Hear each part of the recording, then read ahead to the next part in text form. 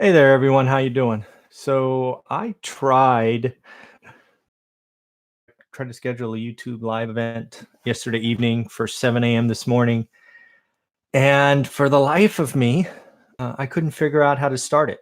So if anybody's watching this and they know how to do it, let me know. I apologize for that. I am still going to do the event. It's just going to be, the live session that I have figured out. Right? You go to YouTube Live, you hit go live, it takes your picture, and you're up and running. So I'm not sure why it's harder to do an event. I thought setting up an event was not terrible, but uh, there was never a start now or a do this or anything of that nature. So I apologize. When I set it up last night, I knew I was doing something I hadn't done before. I hadn't seen how to do. So it didn't work. So I have to still try to figure that out because I think events are important. I think, scheduling them out is important. But with that said, again, one more time, I apologize if you were looking forward to that and I missed it. I tried to put a comment in to tell you I'm just going to do a live session. But without that, we will just go ahead and get started. And once again, I have all my notes and my coffee. So I thought I would first start off with letting you know that if you are watching this, you can go ahead and interact with me and ask questions. I'll work them into the presentation or into the discussion. But I thought what I would do in this first sort of Saturday morning coffee talk is start off with what I do a lot now in presentations, right? When I go to real estate meetups, I'm lucky enough to be invited to talk to rooms of dozens, if not hundreds of folks, and hopefully in the future, thousands of folks. I always start with uncomfortable truths because I think there are some things in real estate investing that need to be understood by the masses because either A, maybe you're doing them, or B, people around you are putting them out there. So the first one is, the uncomfortable truth is doing more slows you down. So what do I mean by that? A lot of the people that follow the one rental at a time journey, realize that I was a busy employee, very small slivers of time. And what we executed over, 10 to 12 years was maniacal focus on just adding the next rental property. And it was that focus that was very helpful. And it's what students of the course are talking about now is they are getting that focus. You can actually see Ryan and Keisha talk about it in their interview. But what I didn't appreciate at the time and has only become evident after talking to more and more folks is that focus that we executed on was, I guess I'll say unusual or not common because a lot of folks in the real estate investing world, because it has so many avenues to go down, often go 10 feet on 6 or 7 different directions. They're trying to figure out direct marketing, they're trying to figure out probate, they're trying to figure out tax deeds, they're trying to figure out note investing, they're trying to figure out buy and hold, they're trying to figure out wholesaling. And when you do that, you don't go anywhere, right? You may feel busy, maybe even busy, but your time is probably not very productive. And again, I didn't appreciate that when we were executing on our journey of one rental at a time, but it's become evident when I talk to more people and they go, "Hey, I tried this, I tried that, I followed this, I did that."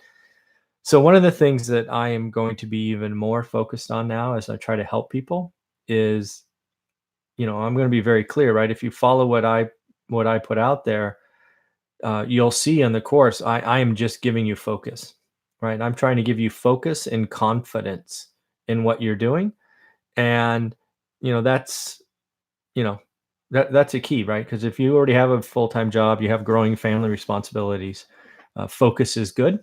And, I want to thank Keisha and Ryan for sort of highlighting that to me once again.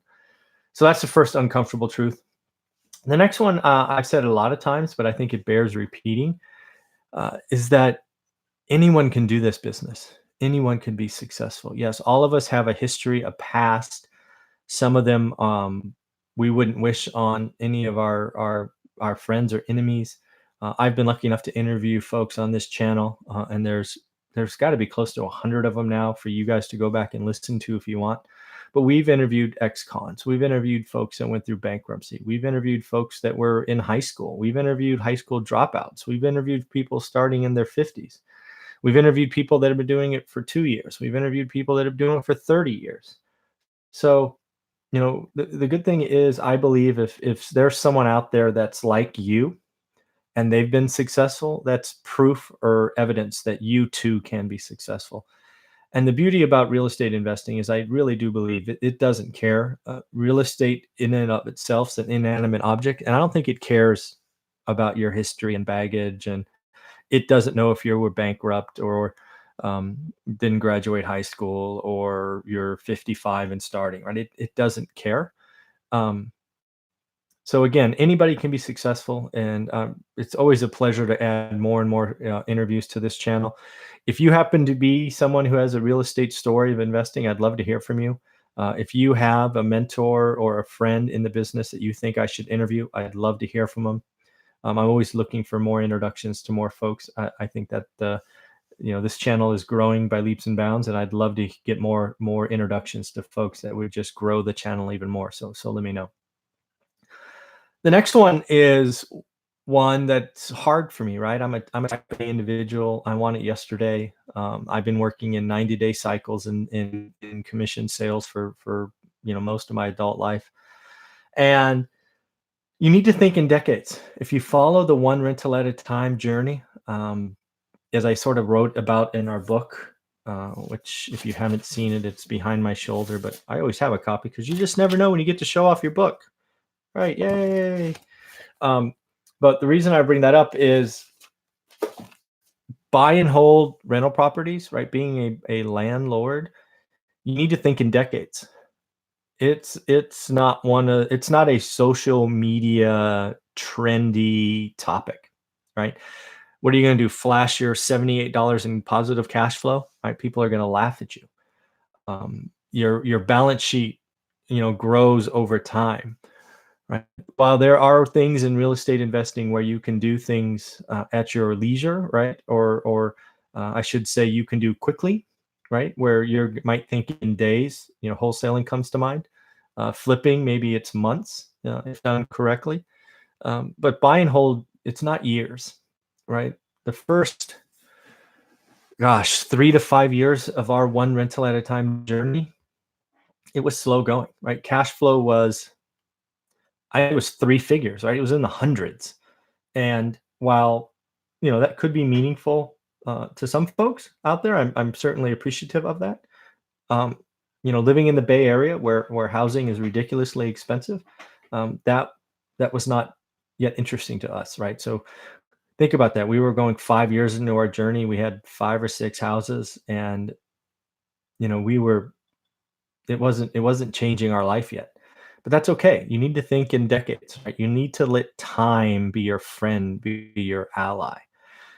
Time is an important thing as being a landlord. You need to let inflation help. You need to let mortgage pay down help. And then inflation, you need to remember, helps you two ways. First, it increases the value of the asset that, oh, by the way, your tenants are paying for, but also rents, right? Rent increases. And most of that cash flow or rent increase falls right to the bottom line as positive cash flow, assuming you're buying conservative, as I recommend. So that's interesting. And then the last thing I want to talk about for the uncomfortable truths is so many people have been talking to me about buying when things go on sale.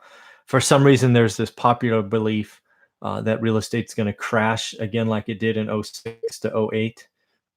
And I guess anything is certainly possible, and I have no crystal ball. But I can tell you the setup this time is very, very different. We were, as somebody who started in 03, I saw the run up. I saw lending get looser. I saw what was happening right firsthand. And we're just not set up for that levered debt, right? It was the unraveling of debt where the asset was single family homes that really perpetuated a problem. And we're just not set up for that. You just need to logically think that there's a lot of people with 3 and 4% interest rates with 30-year fixed or 15-year fixed mortgages. Frankly, those interest rates are I think will be financially beneficial going forward. So, um, in the years to come or decades to come, right? So I think, if that's been a belief of yours, um, I just don't see that kind of crash coming, at least not in single family homes.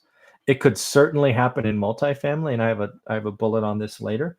But I've been very clear that I think multifamily is overpriced. And by multifamily, I started thinking it was just big apartment buildings, but I'm now thinking it goes all the way down to duplexes.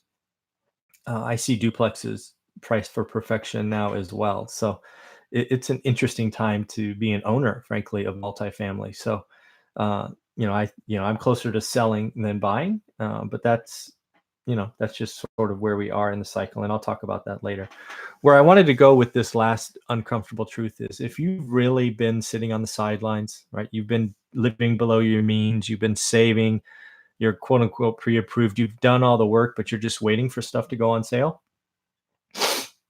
I guess the question I have for you is how do you know stuff's on sale? Right? When are you going to know? Are you going to let CNBC or Fortune or Wall Street Journal tell you? Are you going to let them scare you? Right? I really believe um, something that I've come to appreciate as I continue to give stuff away is one thing that I try to help students with and people that follow this channel is I try to build confidence.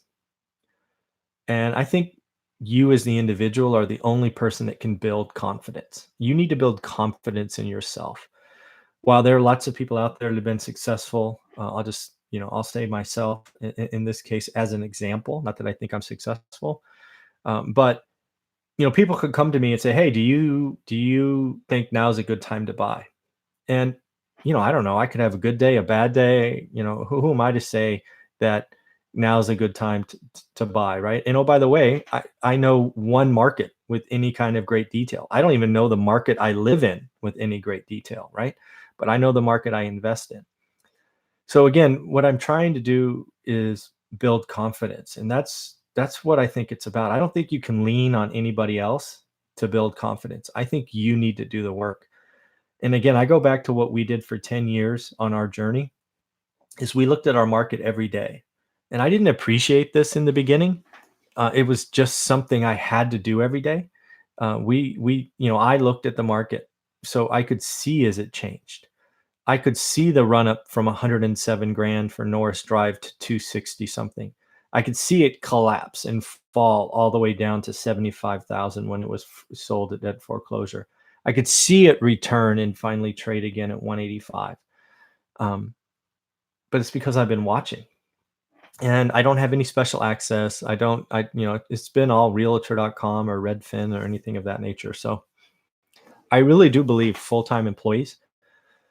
I think you need to trust yourself. I think you need to do the work. And if you really think we're going into a soft economy, which I believe, um, I think you need to spend the next 90 days learning your market, right?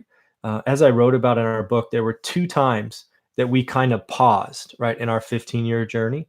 One was right at the peak, as it turns out, when we started seeing foreclosures happen. We're like, whoa, this is new. What's going on? This is different, right? Bank lending stopped, right? Bear Stearns went out of business.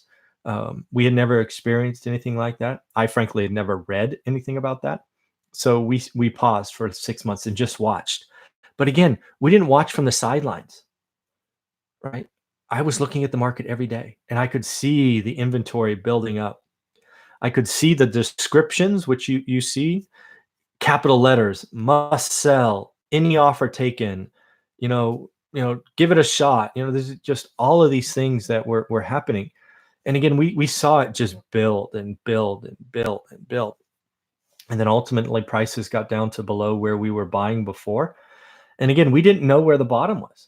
We just started. Good morning, Michael. Thanks for watching. Sorry, I couldn't make the scheduled event happen. I no idea how this technology works. Anyways, but we saw, that first house we bought on Norris Drive, where it went from 100 to 250, simplistically saying, it was suddenly selling, or houses like it were selling for under 100. We didn't know where the bottom was, but because we were watching the market, we knew things were on sale, and we started buying stuff. We bought early. We bought stuff just using Norris Drive as an example, right? We started making offers when it hit 100, right? When it hit our purchase price, we started buying things. I remember buying a duplex, and we bought a house in Floridora and these other things, and they fell in half, right? I think we paid 100 grand for a house that ultimately we bought a similar one for 50, like I think it was 12 or 14 months later. We're not market timers, I guess is what we're saying. But we watched our market, we did our homework, we knew what was going on. And that's what I want for you, right? I want to help you build confidence in yourself. I don't want you to rely on other people. Now, other people, even I talk to other people and quote unquote experts, but I rely on myself to make those opinions. And I think that's important. So again, uncomfortable truths. One was doing too much. Just pick your lane, stay in it. I think anybody can do it. We've interviewed ex-cons to high school dropouts to people in their 50s. You need to think in decades if you're watching my stuff. Yeah, now is the time to kind of quote unquote learn your market. Hey, Roxy Rock. Thank you, Roxy Rocks, maybe. Thanks for giving me a text. I want to interact with folks today. So how to deal with anxiety issues. If I miss it, let me know more about that question. So I'm going to guess anxiety issues are probably on the purchase, is what my guess is, as opposed to just being a landlord and day-to-day issues. So if it's not the purchase, let me know. So this is a big deal.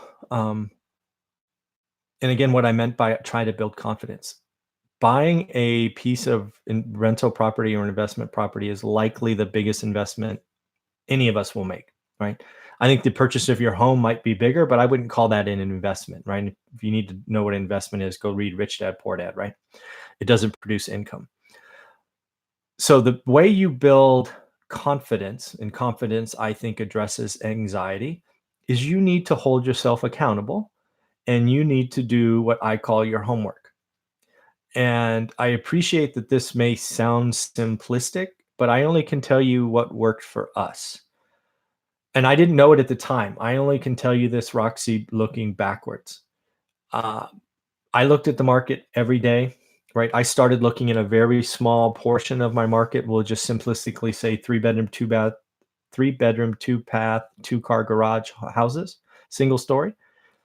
But when you do that every day for 90 days, you build confidence and you can understand what's going and what's an average, what's a good, what's a bad, what's a great deal.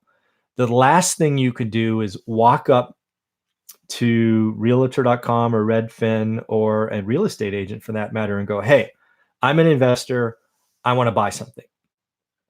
That's like going in the casino, going to the roulette wheel and putting everything on 13.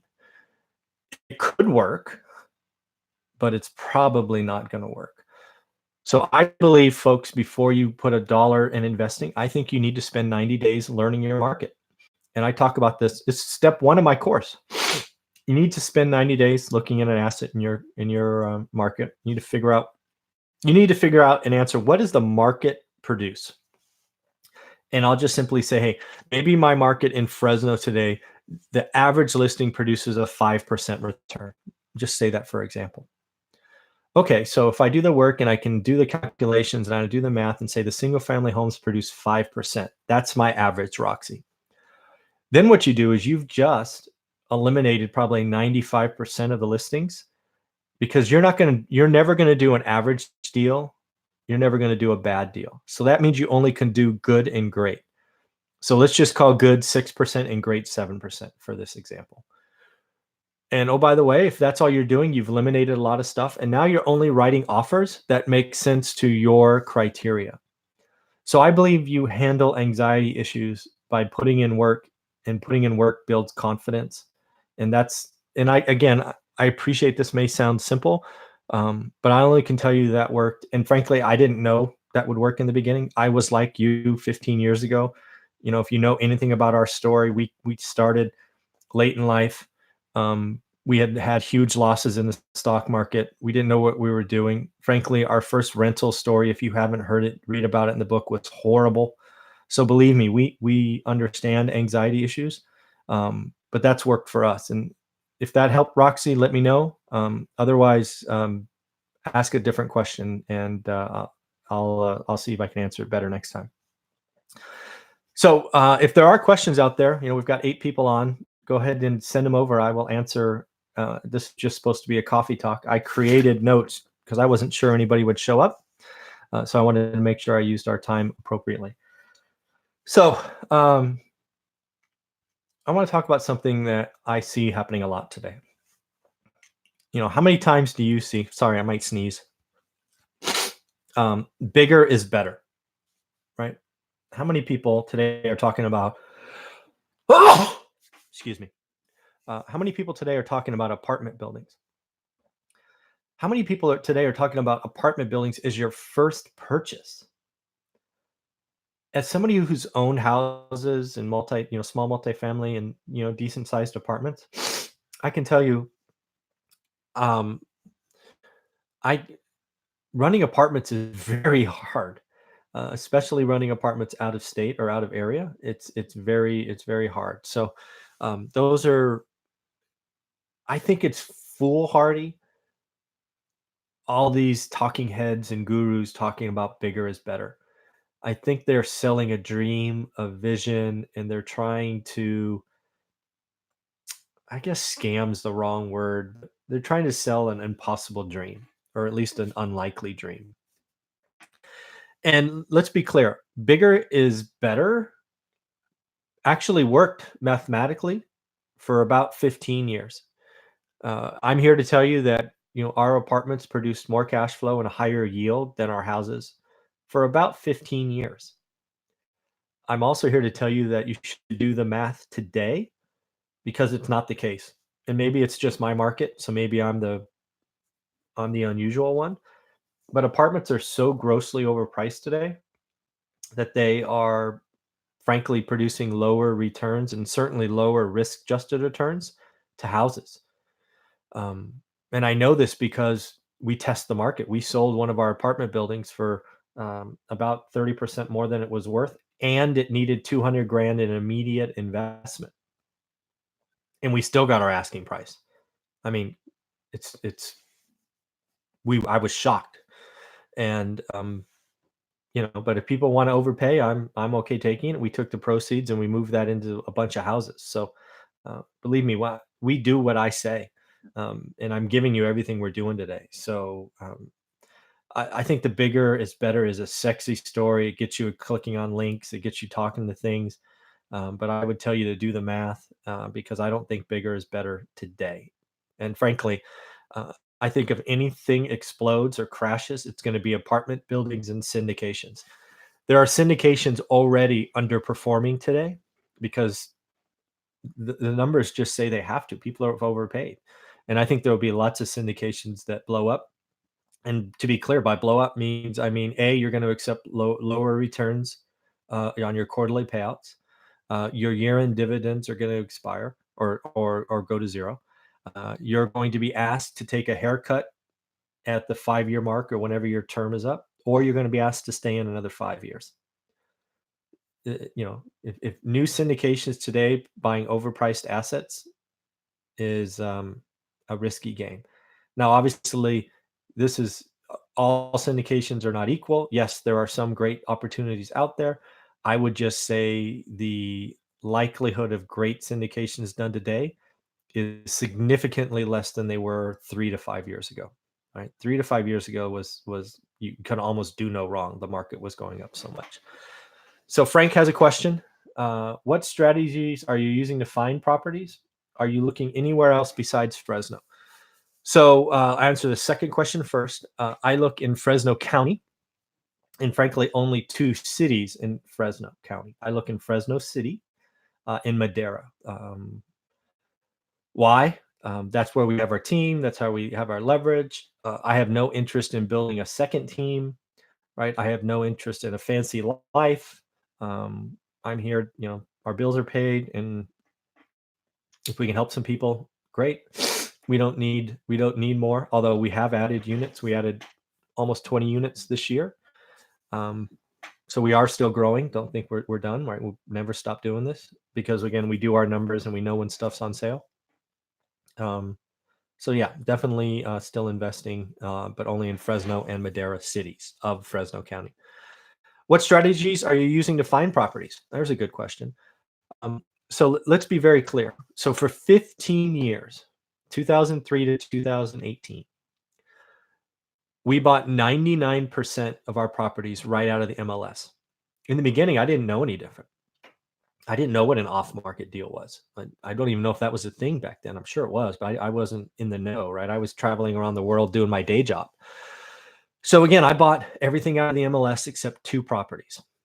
And again, there are deals in the multiple listing service, but you have to do your homework. You have to look every day. You have to be willing to write offers below asking. And this again is back to the what I try to teach is you do your homework, you only act on good or great deals, and you're comfortable with 99% of the stuff not fitting your model. So just to round out the earlier story, Frank, we did buy two properties not out of the MLS in the first 15 years.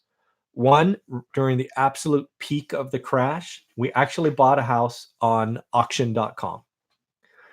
We participated in many, many auctions, but that was one that we won. And then the second one was an apartment building we actually bought directly from a bank. We had bought the apartment building next door.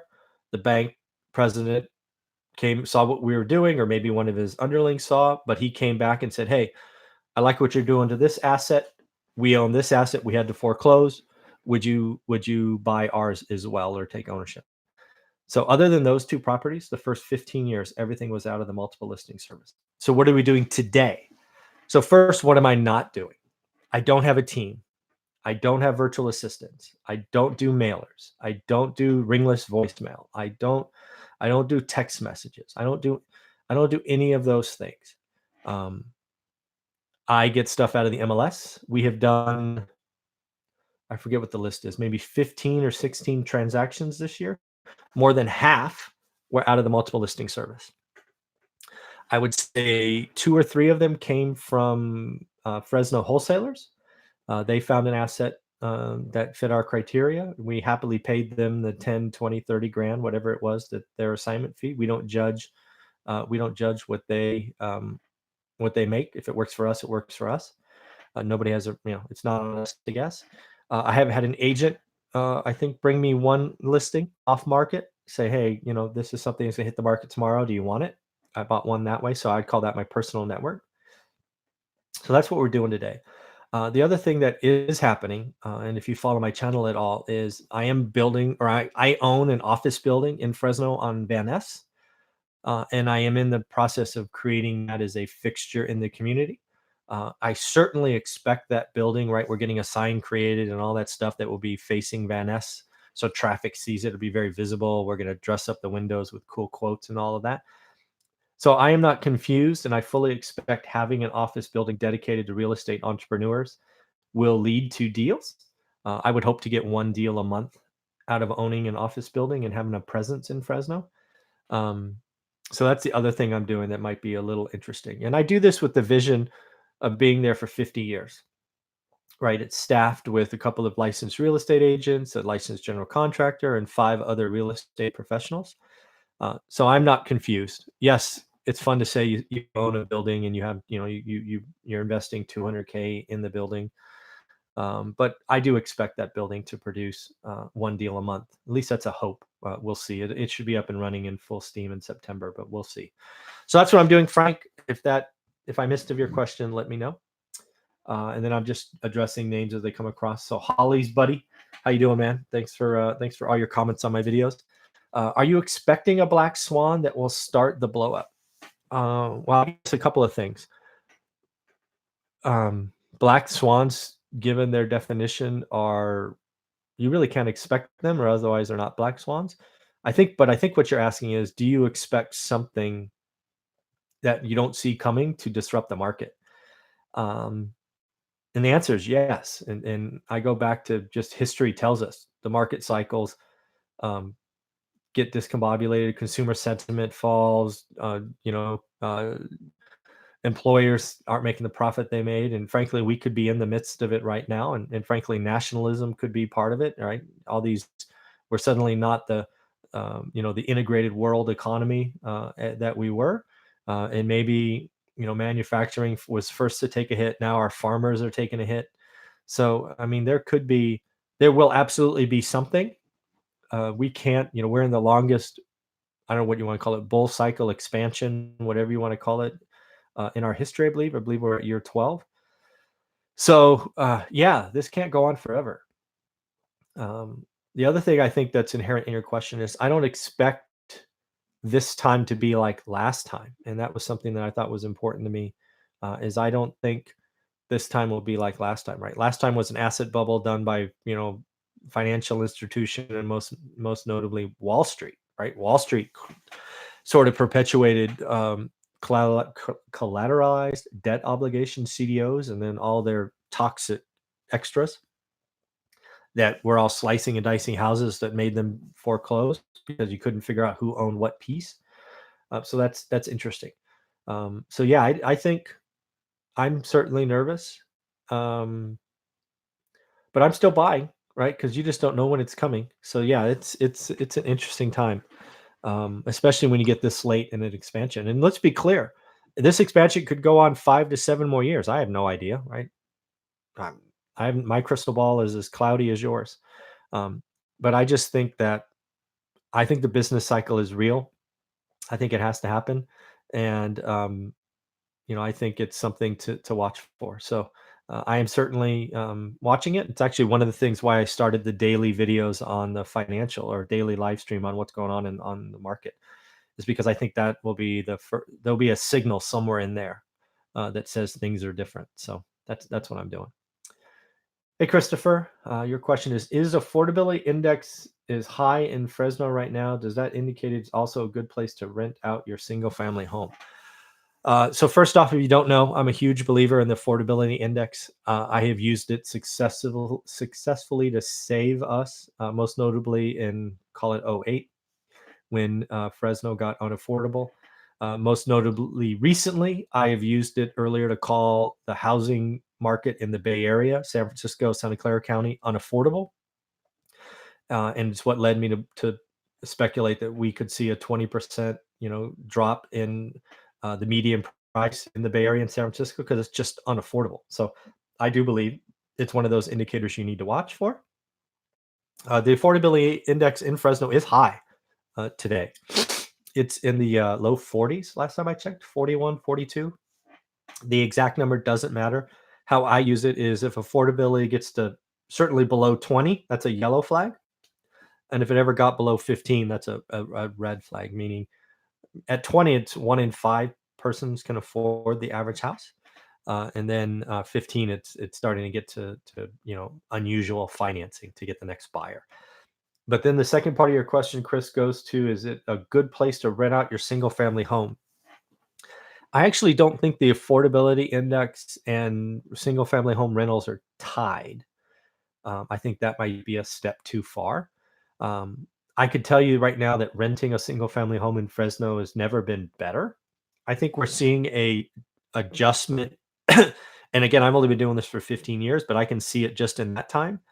Um, there are now, there just seems to be I don't know if it's a younger generation, I guess it could be, who got burned in '08 or saw their parents get burned. They're a lot more comfortable renting, and people want to rent a house because they have a backyard and place for their dogs and all their stuff, right? So I would say renting single family homes today, it's never been stronger. I think I have a video on this. This could be the golden era for landlords, especially for single family homes, because you have an evolving population that doesn't want to be locked down to a mortgage, but they still want the freedom of a single family home. And oh, by the way, you can get cheap 30-year money at 3 or 4%. Um, I was buying houses when I was paying over 7% for 30-year money. To think you could get something as a first-time investor with a 4 on it, I mean, it's just unheard of, right? Because again, we are making financial decisions on investments sometimes just on purchase price. So I think that's important. So hopefully that helped, Chris. And again, that's all the questions I see right now. So I'll go back to my notes. But if you guys have questions, hi Amy, good morning from Mountain View, California. Actually, it's kind of cloudy this morning, but thank you for sending me a text. I appreciate it.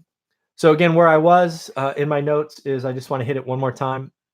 Uh, it actually grades on me when I see all these people talking about bigger is better. Bigger was better for a long time, and I have the financial history to show you. Apartments were a better investment, better yield than houses, but that's before. Today, I don't know. I call it the Grant Cardone effect, just given the plethora of information and data he shares. Um, everybody's wants to buy apartments, and there's just the law of numbers, right? There's just less of them available. So it's not a good time to buy multifamily. And I say this as somebody who sold some. So um, the assets are overpriced. And again, if you don't believe me, and you shouldn't, I'm just some talking head on YouTube. You should do your math, right? Do the math, right, and figure out what is there. Um, So that's what I would do. So got a question. What are the pros and cons of using Section 8 as a landlord? So first off, Section 8, if you don't know what that is, that's basically housing assistance. It's actually a federal program that was created during the Depression. It's a federal program that is then divvied up to the states. Basically, individuals apply and they get vouchers. Um, and then a voucher says, hey, you're qualified for a 3 bedroom or a 2 bedroom, and it's based on family size and all of this. The tenant or the person who gets it, generally speaking, owes a portion, but I've seen that portion be as small as, frankly, zero, but sometimes even $1. And could be up to half the rent that they owe. So that's what it is if you don't know what it is. I obviously have a bias with Section 8. I grew up in a family where money was not present a lot, right? We had some good years, but we had more bad years than good years, as I recall. So I have a natural slant to help or assist families that need assistance. So I have a fair number of Section 8 tenants. So realize that I'm answering this question with a clear pro bias. That said, I think Section 8 offers a bunch of things, and then as a remote landlord, it offers a couple more. So for Section 8, you get where a lot of your money is guaranteed. It showed up every day on the first or before, so you're only chasing portions of the extra dollars. Other things that people don't realize about Section 8 is every year there's an inspection. Here's the deal and why I think it's good for landlords. I want those inspections, and I'm frankly happy to pay for them. And yes, when you look at the reports, they needle you on little things. But I can tell you, fixing little things now is a lot better than fixing big things later. And second, those reports, they also audit the tenant, right? If stuff's just dirty, they ding the tenant. And oh, by the way, tenants, if they fail Section 8s because of tenant behavior, they get kicked out of the program. So do you think tenants want to be in the program? The answer is yes. So you get a general behavior from Section 8 tenants. Now, yes, they could have lots of kids and all of that, but that's not on you, the landlord. So I appreciate those inspections. Yes, they are sometimes, oh my God, the little rug was coming up or whatever, but I see those as good things. The other thing, because I don't live in town and I don't self-manage, um, I use the reports to audit my property manager, right? My property manager is supposed to go visit the properties as well. So if Section 8 finds a bunch of stuff that they missed, my property management team hears from me, and generally I'm not happy. So I like the program. The other thing about Section 8, and I say this from somebody who has watched it in other markets, it's often the floor in rental amounts. What I mean by that, for example, in the Bay Area where I live, I don't know the exact number, so I'll make it up. Let's say a 3 bedroom, 2 bath floor is $3,200, or a Section 8 voucher is $3,200 for a 3 bedroom, 2 bath. What this means is you as a landlord, if you wanted to, you can rent it for 4 grand. That would mean that no Section 8 tenant could apply, right? Because the maximum is 3,200. But if rental amounts get soft and you can't find anybody, you can always reduce rents to the Section 8 voucher limit, in this case, 3,200. So most of the country, Section 8 rentals are the floor, meaning you get a maximum Section 8 voucher, but you as a landlord can know. In some markets like Fresno, Section 8 can actually be above cash tenants, which is interesting. So that's what I think about pros and cons. If I missed your question or I took it in a different direction, let me know. But those are my thoughts on Section 8. So back to my notes coming in. One of the things that I think is important, and this goes back to an earlier question around, I think it was from Roxy, around anxiety. I think the biggest thing you need to build as a new investor is confidence. And the only way I know how to build confidence is to do something repetitively over and over again. And then as you build that history and experience and playing with numbers, you get that confidence. And the whole key is to understand what's an average deal, what's the market producing today on average, and then what's a good or great deal. That's all I'm trying to do. All right. When you take my course, that's what I want you to do. And if you haven't yet, you should at least go check it out. Because it's not hard to build confidence. It just takes repetitive nature. And again, you need to be focused. If you're not interested in buy and hold, don't do it, because that's all I talk about, is how to buy and hold and run calculations and the things of that nature. Um, so that's that. The next one is, I want to talk about financial freedom. And financial freedom, when you're in a social media environment and all of this stuff, um, people like to flash cars and stacks of cash or champagne or whatever it is. To me, that's not financial freedom. That's financial stupidity in most cases, frankly, or fronting or lying in most cases. What I think financial freedom is, and why I want it for you, is I think it's options. And to be clear, I don't think financial freedom means you have to quit your job or you have to leave your W-2. It could just be mean a better future, right? And that's why I talk about always, hey, let's just get you to 4 rentals. And once you get to 4, we can see what happens after that. Um, if you get to 4 and you stop, you're still success, right? You still did great work. Because what happens over time, to go back to an earlier one, decades, right? Um, it's just the ability to have somebody else pay it off, right? The assets increase with inflation. You've got the cash flow that used to be hundreds is now several hundred, and life is just it's just better for you. So I think financial freedom is something we should all strive for. Financial freedom certainly starts with lowering your expenses, live below your means, don't be fancy, as Gary Vee talks about. So these are things that are important to me, and I hope come across. And then the last thing I wanted to talk about is something that's been a lifesaver for me, because clearly I like to help people. I put out daily content here on this YouTube channel. Is I was getting inundated with requests for help and mentorships and coffees and food and all of these things. And time is the only thing you can't get back, and I can't get back. So I've had to start saying no to lots of people. But where I'm going with this is, something I added to my course is a private Facebook group, and that's become a lifesaver for me, because when you buy the course, you can add yourself if you want to the private Facebook group, and that is where I go every morning, right? And I look at every day to interact with students. Um, that allows me to keep control to people who've taken action, right? They're doing the work, they're putting in the things. So I have found the private Facebook group to be tremendous help for me, because now I can work with the folks that are actually really doing things.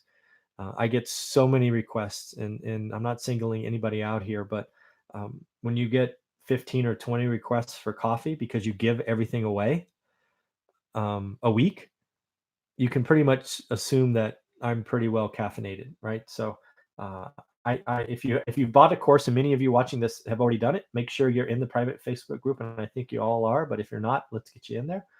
But I got to say, that's been a lifesaver, and I love interacting with students. And frankly, students are interacting with students now, which is pretty cool. So In the end, if there's no more questions, we'll just wrap up here. I want to again once again apologize. I have no idea how to start a live event. I tried. I spent 5 minutes freaking out trying to make it happen. I apologize for that. But hey, I can hit go live. So have a great day. Take care. Ooh, that's me.